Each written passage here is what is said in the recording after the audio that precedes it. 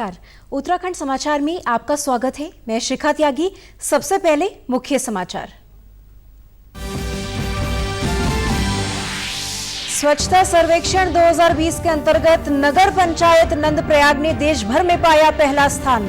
20 अगस्त को virtual conference के माध्यम से प्रधानमंत्री करेंगे सम्मानित।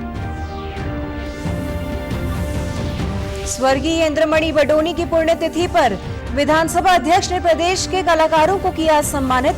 विवेकाधीन कोष के जरिए की आर्थिक तंगी से जूझ रहे 20 कलाकारों की मदद। हरिद्वार के जगजीतपुर ITI में मुख्यमंत्री ने किया स्मार्ट वेल्डिंग लैब का लोकार्पण। अंतर्राष्ट्रीय स्तर के नवीनतम उपकरण युक्त लैब से बढ़ेंगे युवाओं के रोजगार के अवसर। और उत्तराखंड आंदोलन के प्रणेता और पहाड़ के गांधी कहे जाने वाले स्वर्गीय इंद्रमणि बडोनी की 22वीं पुण्यतिथि आज। प्रदेश भर में कार्यक्रम आयोजित कर दी गई श्रद्धांजलि। स्वच्छता सर्वेक्षण 2020 में देश भर में नगर पंचायत नंदप्रयाग को प्रथम स्थान प्राप्त हुआ है। 20 अगस्त को प्रधानमंत्री नरेंद्र मोदी की ओर से देहरादून में वर्चुअल कॉन्फ्रेंस के माध्यम से नगर पंचायत अध्यक्ष हिमानी वैष्णव को सम्मानित किया जाएगा। इस अवसर पर नगर पंचायत अध्यक्ष हिमानी वैष्णव ने प्रधानमंत्री का आभार व्यक्त करते हुए आगे भी इसी तरह से बेहतर कार्य करने की बात कही। बहुत खुशी हो रही है। हमारी मेहनत रंग लाई। 2014 में माननीय प्रधानमंत्री जी ने एक मुहिम लिया था कि जिसमें कि पूरे देश को स्वच्छ रखना है। तो उसी के तहत नगर पंचायत नंदप्रयाग में हम लोगों ने, हमारे कर्मचारियों ने, हमारे पर्यावरण मित्रों ने, हमारी जनता ने पूरा सहयोग दिया स्वच्छता नगर को स्वच्छ रखने में। और आज पूरे देश में नगर पंचायत नंदप्रयाग 2020 स्वच्छता सर्वेक्षण में प्रथम स्थान प्राप्त किया है। अलकनंदा और नंदाकिनी नदी के संगम पर स्थित नगर पंचायत नंदप्रयाग की जनसंख्या करीब 2447 है। इसमें 4 वार्ड मुनियाली, शकुंतला बगड़, अपर बाजार और चंडिका मोहल्ला शामिल है। नंदप्रयाग को मिलने जा रहे इस सम्मान से क्षेत्र की जनता में भी खुशी की लहर है। पहाड़ के गांधी व उत्तराखंड आंदोलन के प्रणेता स्वर्गीय इंद्रमणि बडोनी जी की पुण्यतिथि के अवसर पर विधानसभा भवन देहरादून में विधानसभा अध्यक्ष प्रेमचंद अग्रवाल ने पुष्पांजलि अर्पित कर उनका स्मरण किया। इस मौके पर उन्होंने प्रदेश के कलाकारों से शिष्टाचार भेंट कर उन्हें सम्मानित भी किया। श्री अग्रवाल ने कोरोना महामारी के कारण आर्थिक तंगी से जूझ रहे 20 कलाकारों को विवेकाधीन कोष से 5-5 हजार रुपए की प्रोत्साहन राशि देने की घोषणा भी की। साथ ही अन्य कलाकारों की आर्थिक मदद के लिए मुख्यमंत्री से बात करने का भरोसा दिलाया। उत्तराखंड के प्रणेता इंद्रमणि बडोनी जी की पुण्यतिथि भी है। इस उपलक्ष्य में मैंने तमाम कलाकारों का यहाँ आना और इनके द्वारा मेरा सम्मान करना, बल्कि मैंने इनका सम्मान किया है कि जिस प्रकार से हमारी लोक संस्कृति को ये बढ़ाने का काम कर रहे हैं, उसके प्रसार का काम कर रहे हैं। कि माननीय मुख्यमंत्री से मैं चर्चा करूँगा कि पिछले 4-5 महीने से जब से लॉकडाउन हुआ है, यानी कि जब से कोरोना फैला है, ये लोग अपने उस नाते कार्यक्रम नहीं कर पा रहे, तो इनके सामने रोजी रोटी का भी संकट है।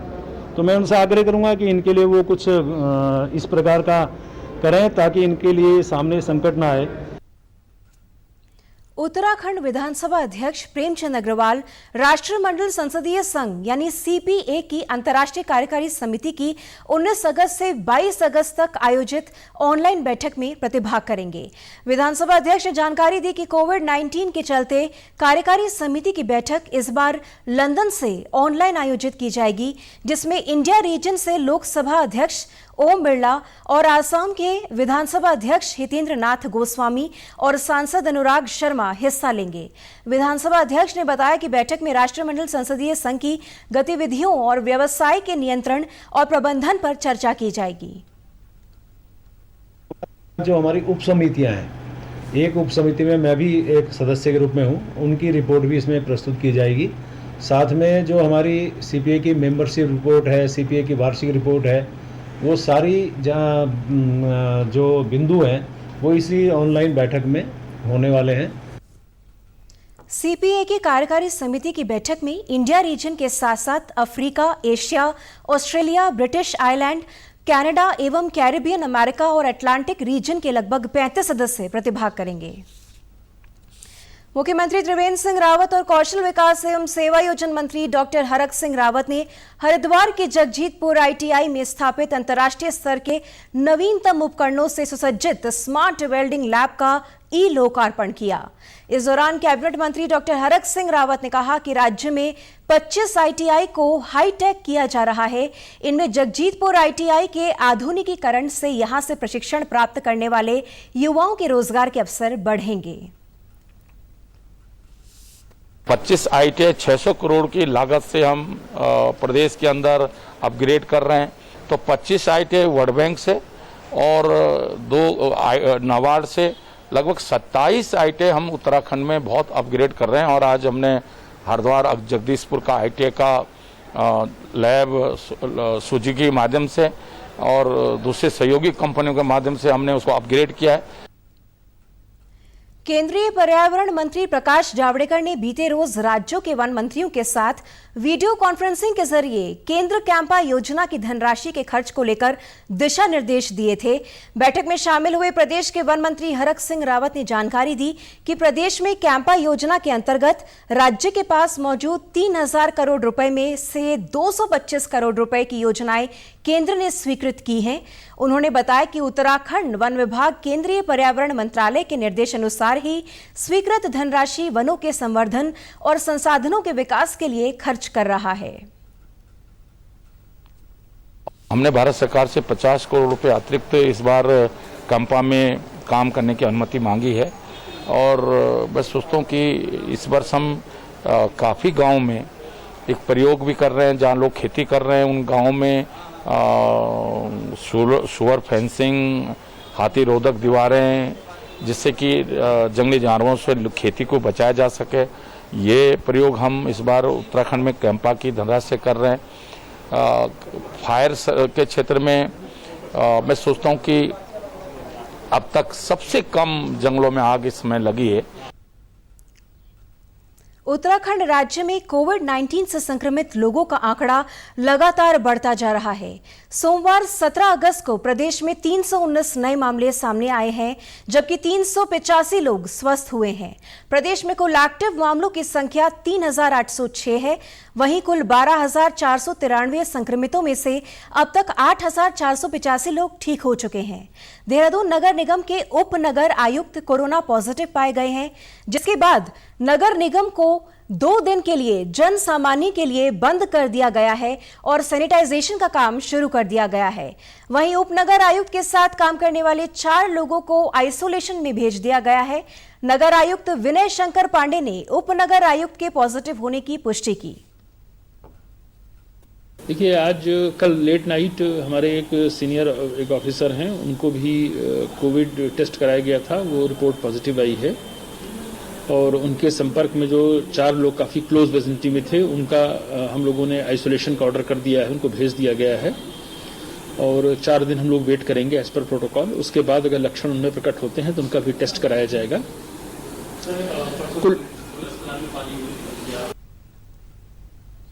कैंसर के मरीजों के बेहतर उपचार के लिए एम्स ऋषिकेश में रेडियोथेरेपी की नई मशीन स्थापित की गई है। इस मशीन के लगने से अब एम्स में प्रत्येक दिन तकरीबन 180 मरीजों की रेडियोथेरेपी हो सकेगी। एम्स में इलाज करवाने के लिए उत्तराखंड ही नहीं बल्कि उत्तर प्रदेश, हिमाचल, बिहार और हरियाणा से कैंसर रोगी इलाज कराने आते हैं। ऐसे में मरीजों की भारी संख्या और रेडियोथेरेपी की एक ही मशीन होने से मरीजों को महीनों तक इंतजार करना पड़ता था। रेडियोथेरेपी विभाग के विभाग अध्यक्ष प्रोफेसर मनोज गुप्ता ने बताया कि अत्याधुनिक तकनीक वाली इस हेलिसियन मशीन की कीमत 15 करोड़ रुपए है। ये कैंसर के इलाज के लिए बहुत ही अच्छी मशीन है और इसका फायदा सीधे सीधे उत्तराखंड के कैंसर के मरीजों को मिलेगा।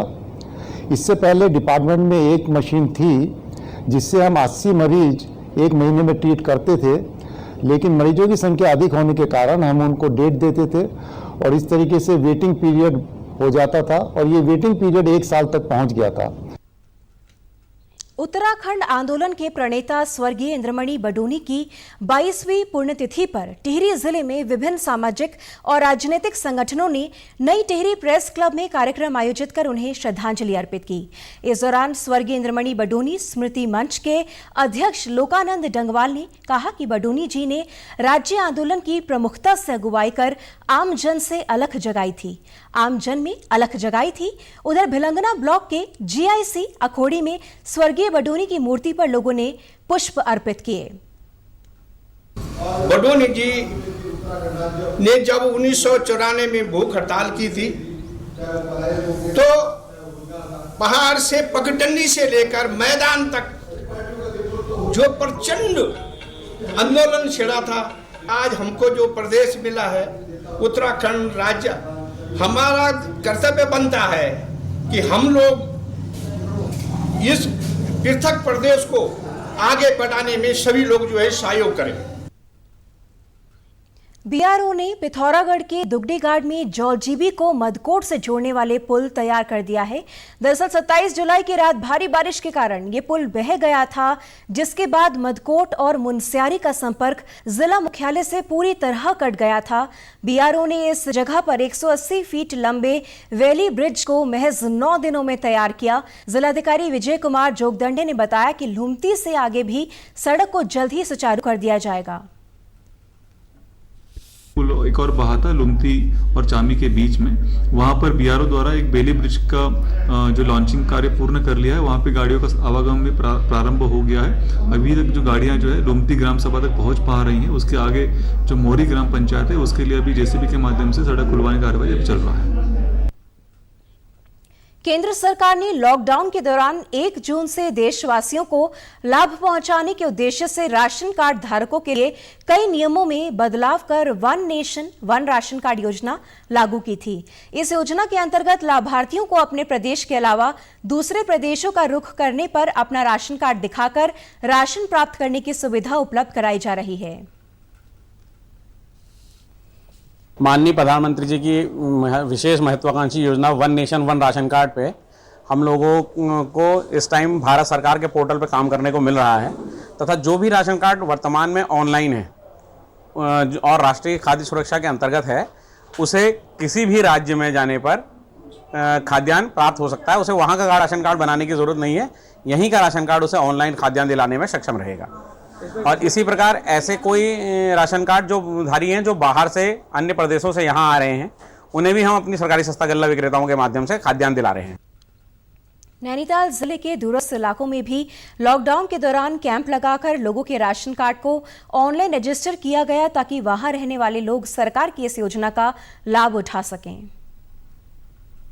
जिलाधिकारी महोदय के निर्देशन में दूरस्थ क्षेत्रों में नैनीताल जिले के दूरस्थ क्षेत्रों में कैंप लग रहे हैं, जिसमें हम लोग समय समय पर जा रहे हैं कैंपों में और वहाँ पे जितना हो सके अगर कनेक्टिविटी है तो हम लोग वहीं पे उस काम को करने की कोशिश करते हैं। अगर नहीं हो पाए तो फिर उसको ऑफिस में लाके यहाँ पे आके करने की कोशिश कर रहे हैं। क्षेत्र में अभी तक 2,34,202 राशन कार्ड ऑनलाइन रजिस्टर कर दिए गए हैं। लोगों का कहना है कि सरकार की पहल और विभागीय कर्मचारियों की मदद से कम समय में उनका काम आसानी से हो रहा है। मैं यहाँ राशन का खाद्यान्न विभाग केंद्र में आई थी तो मुझे अपना ऑनलाइन राशन कार्ड करवाना था, तो उसके लिए मैं ऑनलाइन के लिए एप्लीकेशन करी थी। आज मैं आई हूँ ऑफिस में, काम बहुत बढ़िया तरीके से सारे कर्मचारी लोग मेरा अच्छे से काम कर रहे हैं। इससे क्या लाभ मिलेगा? हाँ, आने वाले टाइम में बहुत मिलेगा। सफ़ेद कार्ड में, पीले कार्ड में, सबको जैसा जिसका कार्ड है ना उस हिसाब से सबको सुविधाएँ मिलेंगी सरकार की तरफ से। उत्तराखंड के समाचारों में बस इतना ही। चलते मुख्य समाचार एक बार फिर। स्वच्छता सर्वेक्षण 2020 के अंतर्गत नगर पंचायत नंदप्रयाग ने देश भर में पाया पहला स्थान। 20 अगस्त को वर्चुअल कॉन्फ्रेंस के माध्यम से प्रधानमंत्री करेंगे सम्मानित। स्वर्गीय इंद्रमणि बडोनी की पुण्यतिथि पर विधानसभा अध्यक्ष ने प्रदेश के कलाकारों को किया सम्मानित।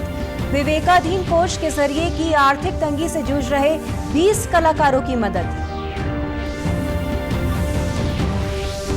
हरिद्वार के जगजीतपुर आईटीआई में मुख्यमंत्री ने किया स्मार्ट वेल्डिंग लैब का ई लोकार्पण। अंतर्राष्ट्रीय स्तर के नवीनतम उपकरण युक्त लैब से बढ़ेंगे युवाओं के रोजगार के अवसर।